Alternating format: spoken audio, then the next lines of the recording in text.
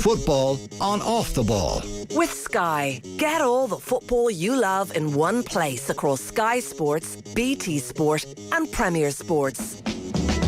Now you're very welcome back. Happy to bring in Miguel Delaney of the London Independent. Always a pleasure, Miguel. You're very welcome. Hi, Joe. I have one rule for this conversation. You look at me when I'm talking to you. I mean, that wasn't even the best moment of Sky this weekend. I'm not sure how to describe Souness after. I didn't get to see it in real time because I was at the game. But I've been kind of laughing at it all morning, I have to say. Well, it was interesting. So Souness is on TalkSport now of a Monday, and this is their big new signing with Simon Jordan and Jim White. And this was brought up with him.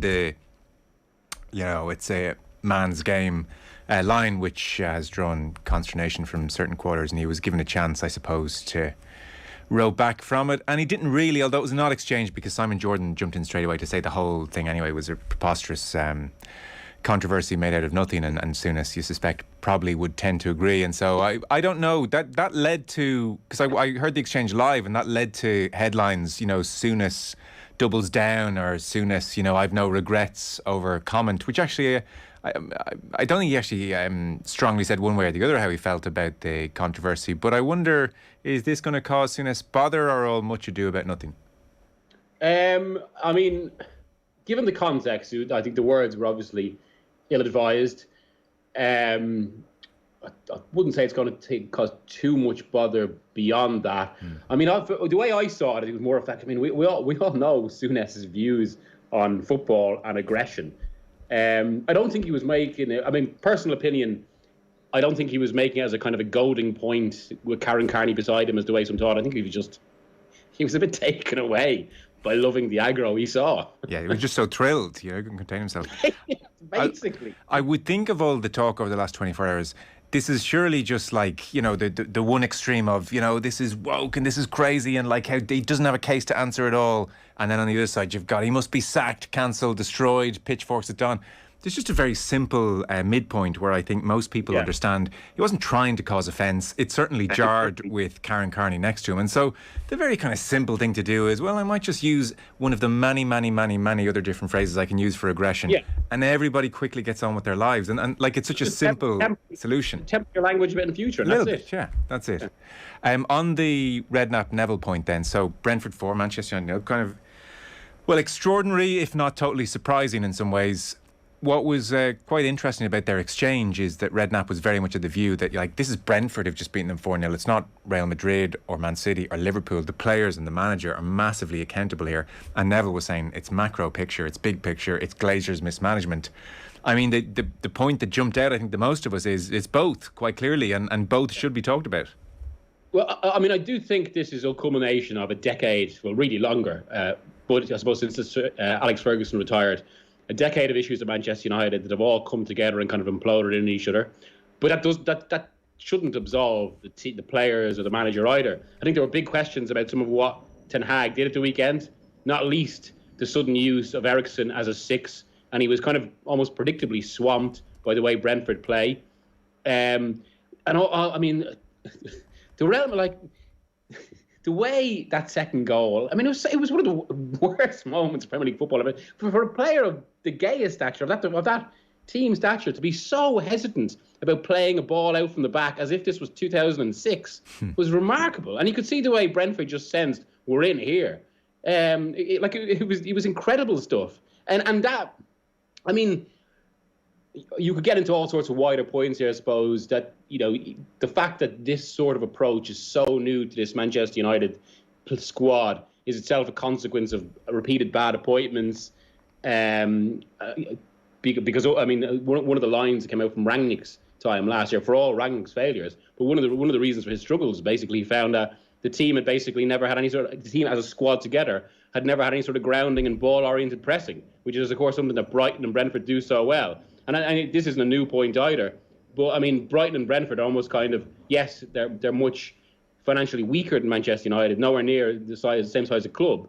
But everything they do is so maximised. They're such kind of modern clubs in that way, whereas United are the complete opposite. And it's something that becomes apparent in those games. I do wonder as well, I mean, and this is a reservation I've had throughout with Ten Hag, I mean, if it's something that's, like, again, come up in the last 24 hours. So very few managers that come from the Eredivisie, and specifically from Ajax, actually, because I think Ajax is such a specific club, or specifically kind of structured club. They actually don't have that much success elsewhere. And even beyond that, it's such a leap now from the Dutch league to the English league, let alone the Big Six. Like, it's not 1995 anymore, or even 2004. And I mean, I was talking to someone about this yesterday. The way they put it, like a lot of managers like that come to the Premier League thinking it can't be like that, it's all hype, and then suddenly they realise clubs of the size of, clubs like Brentford or Brighton or those in the bottom half suddenly have these really high quality players that are basically a level above the same players at the same level of club in other leagues, which is inevitable because there's so much money in the Premier League, and it becomes a bit of a reality check. And I think these are why there are fair concerns about Ten Hag. And obviously, I'm not saying he should be sacked or anything like that now, but it is also a reality that suddenly the job, in the space of 8 days or whatever it is since before last Sunday's game against Brighton, a difficult job has now become an immense challenge. Because it's not just, that's why Saturday felt so significant. I mean, I have to say, on reflection, and I actually don't think I captured this in my piece on the day as well as I should have, but on reflection, those minutes 10 to 35 were among the most astonishing sequences of Premier League football I've ever seen. It was incredible for the most successful team in the competition's history to be just rampaged past like Brighton in that way. And it just felt really significant because it just makes this such a different. It immediately throws them into crisis. It makes a difficult job into just such a hugely challenging one, and one that's extremely difficult to get out. Like he's got so much to arrest now, and I think that's probably one of the biggest concerns of all. That there was obviously optimism when Ten Hag came in, a hopeful new era and all that. No one expected 2 defeats like this, and it wasn't even that it started badly, but the fact that he couldn't arrest to slide the club. Man, it's actually got worse because, I mean, this 4-0, it was worse than the 4-0 to Brighton last season. It is really hard to know where to start with the issues he has to solve. Let's park the Glazers discussion for just a moment. That's not to diminish its importance, but we've had that conversation quite a lot, and it's fairly apparent to everybody that the club has been run dreadfully for a decade plus, and in the absence of Ferguson, it's going downhill very quickly. So park the Glazers issue for a moment. On the weaknesses that Ten Hag has to sort out, the spine of the team's in big trouble. You mentioned De Gea's pass for the second goal. What was so striking about that was it was painfully obvious that there was some voice in De Gea's head saying, they've pressed us man for man here. Eriksen is marked. I probably shouldn't give it to him, but we've worked on this all week in training, so I'm just going to do it in the hope that the manager's plan somehow magically works here. And he did it. And for a player of his experience to not read the situation is really worrying. In De Gea's case, he doesn't look like a particularly good footballing goalkeeper. There's probably, you could maybe muster up an argument that he hasn't been put in the position of being demanded to play this way very often, so he may quickly adapt, but it's late in the day for him to adapt. Yeah, well, I mean, this goes back to 2018, which probably caused De Gea's first big drop in performance level because his confidence was eroded basically from suddenly being number one with the Spanish national team, but not being able to play in the way that Spain wanted, which is exactly that, a ball-playing goalkeeper. So remember, like in that 2018 World Cup, there was so many moments of panic in between Ramos and Piqué with De Gea behind them. And then, like in relation to the pass, I think that what was really instructive was actually a moment a few minutes later, which when he was in the same situation, about to pass the ball over the back, you could feel the heave around the Brentford stadium, willing this to happen. The players ready, and he had no option basically but to launch it up the pitch. And then, of course, that creates a kind of, I mean, there's almost an educational issue here where you'll often hear in coaching, but and this is true of young players, which I suppose is instructive of where Manchester United are at as well, where the argument is always, even if it goes wrong, persist to it. I mean, it was actually something that Pep Guardiola said to John Stones in his first season at City, when Guardiola did have some difficulties that season as well, where he kept saying to him, be brave, even in this situation, even if your instinct is to lump it forward, try and play the pass because gradually you'll get better. But even that was at such a different level to what's happening at Manchester United now, where it just seems it does seem just so basic in that level. And now, I mean, some of the thoughts that were going through my head as I was watching the game in terms of kind of like what this reminded me of. One was Andre Villas-Boas tried to play a high line with a Chelsea backline that always wanted to play a low line from Mourinho's time, and like John Terry struggles with that. And then another was, and this is something that's come up a fair bit over the weekend, Frank de Boer at Crystal Palace, trying to get them to play a completely new way when I think at that point they would have been used to Pulis, I think it was 2014. And it was just a disaster.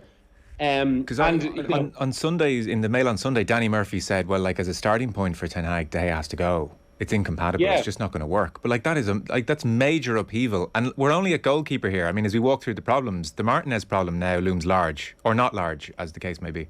Yeah, I think I wouldn't be surprised if they try Martinez in defensive midfield soon, which at least kind of arrests that a little bit, maybe.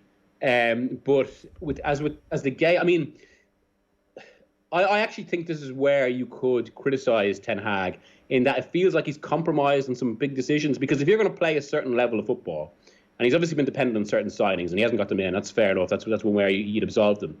But evidently, in some other areas, the goalkeeper being key. I mean, look, what was the first thing Pep Guardiola did at Manchester City? Yeah. Got rid of Joe Hart because he couldn't play. It was immediate, and it does feel that Ten Hag might have compromised that. He's also potentially compromised on Ronaldo, given I think it's pretty well known he was aggravated about the summer and how it went. And then Ronaldo gets back in, and I mean, there's been all sorts of murmurs over the last 24 hours about Ronaldo's attitude in the squad. Well, we saw him completely blank Ten Hag walking off the pitch. He said of De Gea, as a last thought on De Gea, Ten Hag said, I've seen him do it in training. I've seen him play the kind of football I need. Now, it's potentially against the worst pressing attack in Europe that he's doing this in training. Yeah, that's the other side of it. And in pre-season, and they're not exactly, and they're playing Liverpool kids in pre-season or whoever. And I mean, the one I was in that press conference, obviously, and there was I think it was one of those situations as well where, like, just after something like that, it was the last place Ten Hag wanted to be. He was almost just saying things to get it over with, and naturally, to be fair, defending his players. But he's got some big decisions to make, and of course, who's up next? Liverpool. And then actually, it's an obviously, I mean, you would think in a situation like that against Liverpool, he should just basically totally compromise, dig in, because if you try and play a system you're still learning and still at such an early level of education in that system against Liverpool, you get destroyed. But it feels like but then, so I suppose most people would think like a beaten by Liverpool. Who knows? But if they do, then they've got Southampton. Now, in a weird way, even though they've got Arsenal and Leicester after that, two awkward fixtures, or maybe Leicester not what they were. In a weird way, though, Southampton's almost actually the most pressurised fixture of the lot, because it's a hiding to nothing. If they win, they don't get any credit for it. If they drop points against Southampton, then we're really talking crisis. What is your understanding of the Ronaldo situation? I get the impression that a lot of people in the club, including, I mean, I wrote it before the season started, that Ten Hag, having been willing to work with Ronaldo initially, did get irritated by pre-season because he had plans to use him as his focal point. He's been increasingly, I suppose, obviously seeing Ronaldo's behaviour, and that at this point he would be ambivalent if Ronaldo left. But the club as a whole do not want Ronaldo to go yet. Their stance is very much he is not for sale. And what is Ronaldo still very much agitating? Yeah, I mean, he wants to go. You can see it. Like, I mean, he doesn't want to be in this sort of situation at this point in his career. He wants to be scoring hero goals in the Champions League. Yeah. So in that instance, if Ten Hag has realised that this guy is bad news, and bad news for me in particular, and yet the club want him to stay, there's a degree that a stronger manager should come in there and just make some statements, because they're at rock bottom. Now is the time to make them, perversely. You'll never have more power. Ten Hag will never have more power than this month. So this is the month, if in his heart of hearts he feels you've got to get the Joe Hart treatment to Gea, Ronaldo, you're gone, etc., then he has to do it. And actually he's fudging both, and results are bad, so he's losing power almost by the week at this stage. What is your sense of him? You've been around him a little bit now in press conferences. I would put it that you can see why Spurs didn't appoint him, because they didn't think he was that charismatic. I know that's very harsh, but he certainly doesn't. I mean, I was at Chelsea yesterday, and just the way Tuchel and Conte are obviously kind of just command the room. Yeah. Now, again, my experiences of Ten Hag have been in this instance after a 4-0 drubbing, one of the worst results Manchester United have suffered in their modern history. So it's a bit unfair to judge. And to be fair, on some of those decisions, the one thing I would say for Ten Hag as well is that some of it comes down to recruitment, and that he evidently doesn't feel he's got the players who can come in. So, I mean, his rationale as well was Ronaldo, well, he probably still will get you 20 goals. because they can't play in the same way, especially with Martial having been out. But it does just feel with his job at the moment, everywhere he turns, there's basically an issue. Yeah, but on the Ronaldo point, I take the 20 goals. It's very appealing. But like, is Ten Hag not wedded to a certain high pressing style? Like, is it not just obvious that Ronaldo can't fit into that? Yeah, but I suppose in the absence of, from my understanding, in the absence of players he has, it's a good temporary compromise to have that focal point. But it's not ideally how he'd play. But for the moment, it's why they've been basically one to forward. He's gone for Gakpo, PSV, previously Sesko at Leipzig. And I mean, again, this would be another area where I'd have real questions, though. They're signing, and it comes back to the same thing about the manager. They're signing, so many of their targets have been from the Dutch league. And again, it's a huge step up. I mean, at this point, given the gap, I mean, really players coming from the Dutch league, unless they're absolute sensations, United should almost be buying them off clubs like Southampton or Dortmund before that. Or even the German league has become a little bit of an unknown in that sense as well. But of course, they have to resort to this because the recruitment's not up to scratch. It's not elite recruitment. Hence, Ten Hag, we have had a situation where Ten Hag has to. They've been leaning on his expertise, and this is a manager who's never managed outside Holland. This is his first job outside the Eredivisie. So it's not an overstatement to almost say that Ten Hag has gone in there, found that behind the scenes the recruitment structure is fairly abysmal. So there's a degree of like, well, have you any ideas? Who do you like? And they've gone with his hunches. He hasn't got who he wanted.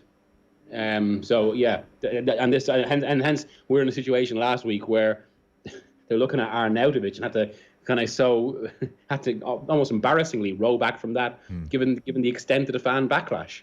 And this is the other thing about Manchester United now, that they are in a situation. It's like Arsenal 3 or 4 years ago, but almost to a greater scale because of what United are, which is when really elite players don't want to go to them and they have to pay over the odds to get them.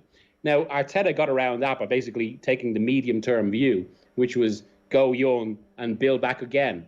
But just because of everything around United, it's a little bit like Barcelona in the sense that they can't have that patience when arguably what they need more than ever now is almost to accept this is going to be a fallow period, really go down to basics and build up properly. But then this is another thing about Ten Hag, and this is like it's like they appointed a manager for a certain project without actually articulating or putting in place the idea of what that project is about. So they have a vague idea they want some modern football, but it's not like Liverpool or City where they know exactly what they want and they're fitting everything into that idea. It's kind of it's almost kind of retrofitting everything. Yeah. And that's not exactly the best way to run an elite modern football club.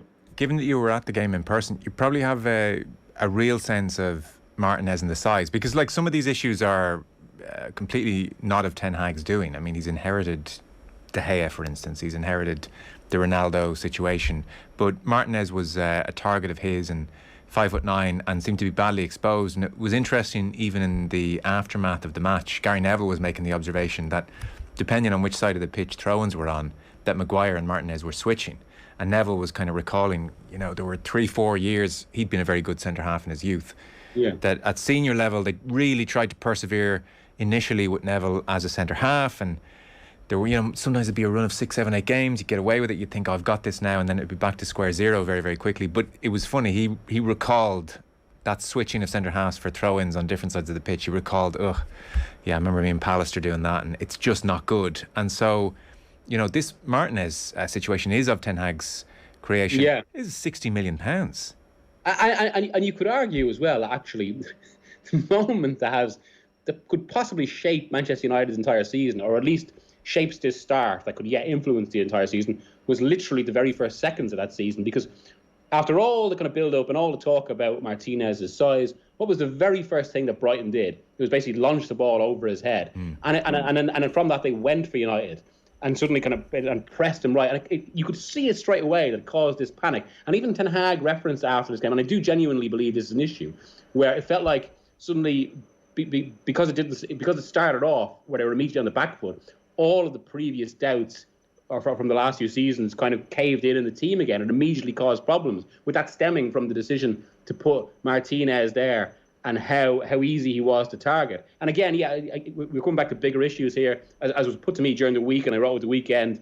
it's a bit insensitive to the language, but it's, I suppose the sort of language that football people use. But it was described to me as that United are suffering from a form of football PTSD because this team has had so many humiliations now in full glare of the media that there's something broken in the squad, and you could see that against Brighton, and it continued on against Brentford. Two different cases here, but the term broken could apply to their current form. What's your sense of what's going on for some time now with Rashford? And then on the other side, Sancho just has made no impact either. Well, again, I mean, Sancho comes back to the same issue again. I mean, for all his talent, he was in a situation in the Bundesliga in a perfectly structured Dortmund team that was where he knew exactly. Like, I mean, it was his role was so well defined that he knew when to make runs based on certain other players' runs, based on triggers, as they would say. So it was all. I mean, basically, he had to think about his role much less. And that in a much more forgiving league where Dortmund themselves are far wealthier and far more powerful than everyone except one club. Then he comes into a situation at United where, again, just the competitiveness of the Premier League is higher. The opposition is a better standard. The shape he's in is much worse. And he's still quite a young player. And he's basically just struggled from that. And there's only been flashes. Rangnick felt he was one of the players who better responded to Rangnick's approach. Right. But it feels like he's still adapting when United basically need a player like him who they spend so much money on to have immediate impact. Yeah, it's hard to think of anything he's done. Like if his highlight reel from memory is almost zero. And the Rashford situation, like that continues as well. I mean, that goes back 2 years. Because remember, I wrote 2 years ago, Tuchel had a phone call with Rashford explaining to him exactly how he'd use him. And I think that's actually quite relevant to Rashford's current form in the sense that Rashford feels like a player who basically at a key development age of his career, because he broke through so young and then was kind of just continued being used in various roles, he was never honed in an actual position. He became, I mean, look at the managers he was with. Mourinho, who, as great as he once was never really famous or ever. The attackers used to criticise his coaching of forwards, especially in the modern game, what people like Guardiola and Klopp do. And then Solskjaer, who basically just was, I mean, to a certain degree, coaching on kind of emotion. So basically, at the key formative age of Rashford's career, he didn't get any elite coaching. And so hence he's in his mid-20s now. And there are these big questions over what he actually is as a player. Yeah. So I final thought, Ten Hag, it seems, brought the players in yesterday for an extra session. Yeah, I mean, a classic, and made them run the difference that had been outstripped by Brighton or by Brentford. Classic. I mean, classic laying down of the law, I suppose. But this is it. I mean, because now he's under pressure to show a response of his own, to show this isn't acceptable. I presume there's no chance of tons of empty seats against Liverpool. I mean, I have to say, given what happened last season, I've been thinking, could we see a situation where they tried the same sort of thing and tried to get the game called off, I mean, obviously the security will be improved given what happened in April 2021, but we're going to see something because the agitation around the fan base is justifiably so strong now. I mean, and again, I suppose it comes back to it, and it's almost a point that's not really been made enough, I think. Whatever about even how the Glazers are run, the very fact that takeover was initially allowed was one of the most reckless pieces of sporting regulation in English football history. It remains incredible that a club that was run in the way United were, that were self-sufficient in the way they were, could be bought with a leveraged buyout like that. Now, again, it points to basically the lack of protection for social institutions in football. Miguel, we are just about out of time. Thank you so much. Appreciate it, and we'll chat over the course of the next week or so. Thank you. Cheers. Good luck, Joe. Cheers. Miguel Delaney there of the London Independent, and our football show coverage is brought to you by Sky. Watch every live Premier League game this season on Sky Sports, BT Sport and Premier Sports. We have Pat and Evan on the way after 9 o'clock. Football on Off the Ball. With Sky, get all the football you love in one place across Sky Sports, BT Sport and Premier Sports.